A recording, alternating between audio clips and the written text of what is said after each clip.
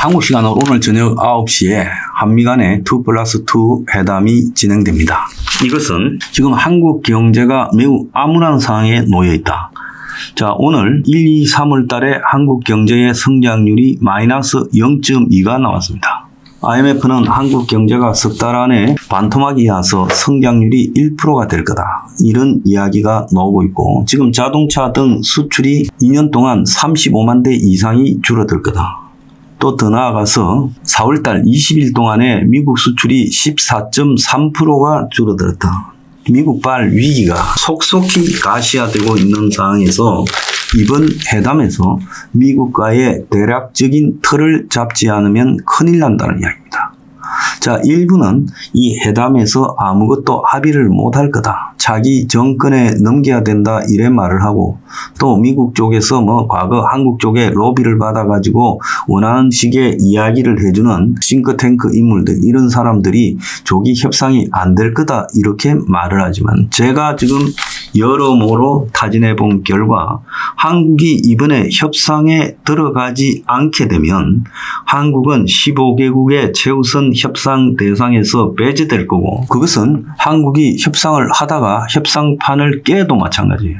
그래서 미국과 협상장에서 만난 이상은 큰 틀을 합의하고 실제 세부적인 내용은 몇 달 기간을 거쳐서 합의한다. 이렇게 할 수밖에 없다는 거예요.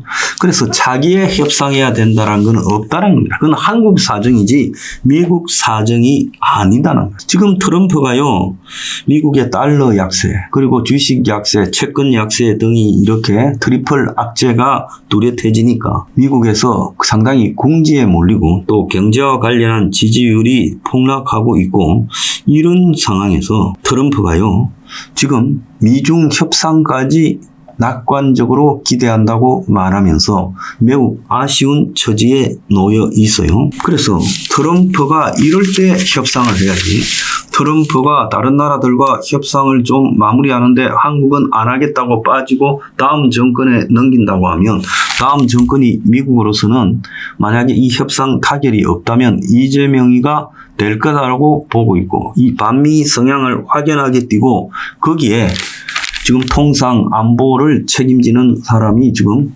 김현종이다. 반미 인사. 그런 상황에서 미국이 한국과요, 다음 자기 정권에서 협상이 제대로 들어갈 수 있겠나?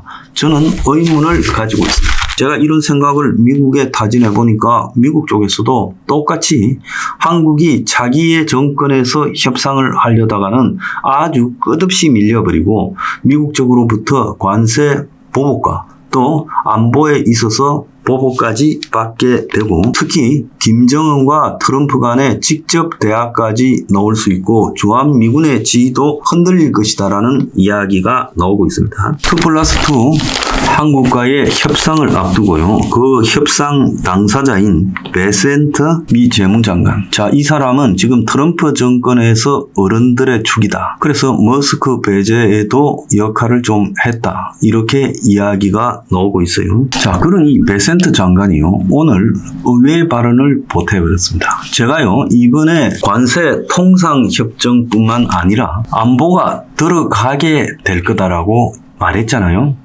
그런데 이제 전부 이번에는 관세 통상만 하겠다. 한국 정부에서도 그렇게 말을 했지만 실제로 알고 있었을 거라 봅니다. 근데 미국에서 지금 협상 시작 전에 어제요, 베센트 재무장관, 이 양반은 2+2 협상에 등장하는 인물이죠. 미국이 안보와 열린 시장을 계속 제공하면 동맹국들은 공동의 방어에 대한 더 강한 헌신을 해야 된다. 즉, 미군이 있어서 그 나라의 안보와 경제가 이렇게 발전하고 있다면 서로 간에 공동으로 방어하는 부분에 대한 나름대로의 지불을 해야 된다라고 말을 하고요. 그래서 미국이 제공하는 안보 우산, 미국 시장에 들어와 가지고 물건을 받아서 흑자를 넣는 그런 접근권에 대한 엔트랜스 피, 입장료를 요구를 하겠다. 그래서 유방, 비유방 할 것 없이 미국과의 그런 관계가 있다면 이게 트럼프 정권의 철학이기 때문에 예외가 없다라고 말을 했어요. 그래서 한국과의 2+2 통상회담을 앞두고 이 발언이 나왔기 때문에 미국과 안보적 이해관계, 어떻게 보면 미국의 안보 우산 속에 있는 것은 확실하지요. 자, 한국의 지금 협상에서 주한미군 주둔 분담금 문제가 거론이 안 될 수 없다라는 겁니다. 그래서 베센트가 어제 미국에서 열린 한 행사에서 글로벌 경제 관계는 안보 파트너십을 반영해야 한다고 믿는다. 그러면서 나토 회원인 유럽 국가들이 트럼프 압박에 국방비 지출 확대를 결의한 것이 그런 의미다. 그러면서 트럼프 정책이 대외적으로 잘 작동하고 있다는 증거라고 하며 안보 파트너들이 호혜적 무역을 위해 구성된 공존이 가능한 경제 구조를 가질 가능성이 더 높다라고 말했어요. 그래서 미국과 안보 문제가 있는 한국, 일본, 독일, 호주, 인도 이런 나라들이 지금 통상협상에서도 공존의 이해관계를 가지고 협상이 잘 될 수 있다라고 했어요. 그래서 트럼프가 공연히 원스톱 쇼핑이니 패키지 딜을 말한 게 아니라는 거예요. 트럼프는 지난번에 한대행과 통화 직후에 관세를 포함해 무역, 산업, 안보 등을 포함하는 원스톱 쇼핑이라고 이야기를 했잖아요. 그래서 미국은 한번 뱉은 말을 절대 잊어먹지 않는다는 거예요. 그래서 중국조차도 지금 포괄적 빅딜에 들어오려면 들어올 수 있다라고 말을 했어요. 그래서 필연적으로 애초 주한미군 주둔 분담금 문제를 미국이 공개적으로 말을 안 해서 이번 협상에서 없는 척하고 갔지만은 이 문제가 이번에 협상의 타결에 들어갈 수밖에 없다는 거예요. 제가 이 문제를 그렇게 많이 이야기했잖아요. 그래서 기본적으로 통상 안보 협상이다라고 제가 말을 했죠. 그게 확인된 거고 아마 한대행도 이 문제에 대한 준비를 하고 있을 거라고 보고 있습니다. 자, 어제 빅터 차라고요. GSI에서 한국 석자, 과거에 미국 국무부에도 있었던 한국계 미국인이요. 조기 대선 이전에 한미 상호 관세 협상이 타결되기는 어려울 거다라고 했는데 이 말이 듣기에 따라서는 이재명 측을 지지하는 말처럼 들릴 수 있습니다. 한국에서 아얏 호텔에서 열린 정몽준 아산재단 측이 주최하는 세미나에서 이렇게 말했어요. 그래서 관세 유예가 끝나는 7월 9일 이전에 딜을 타결해야 하는 상황이기 때문에 한국 정부가 쉽지 않은 상황이다. 지금 이렇게 말했어요. 그래서 6월 3일 선거 이전에 타결되기는 어려울 거다. 그 말은 뭔가 하면 이번에 큰 틀을 합의하고 세부적인 유예 기간을 얻어가지고 타결해 나가겠다고 한대행이 말했잖아요.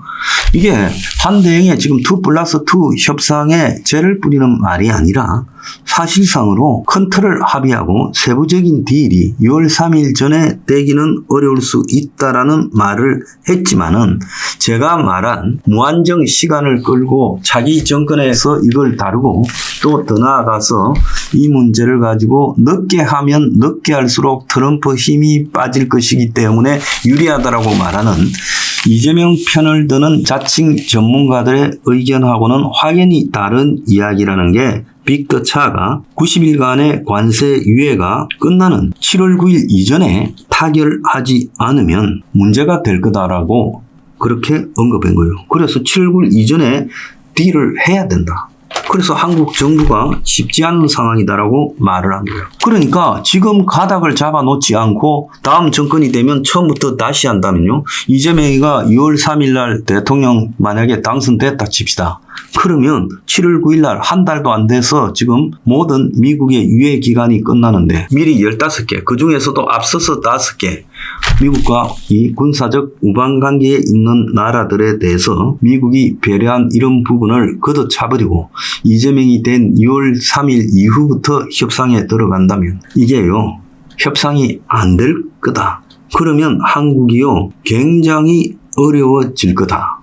이렇게 말을 한 거예요. 그래서 한국 차기 정부가 6월 4일 날 출범해도 인사청문회, 내각 구성 이런 물리적 절차가 있는데 자, 그러다 보면요, 한 보름 20일 지나가 버릴 거예요.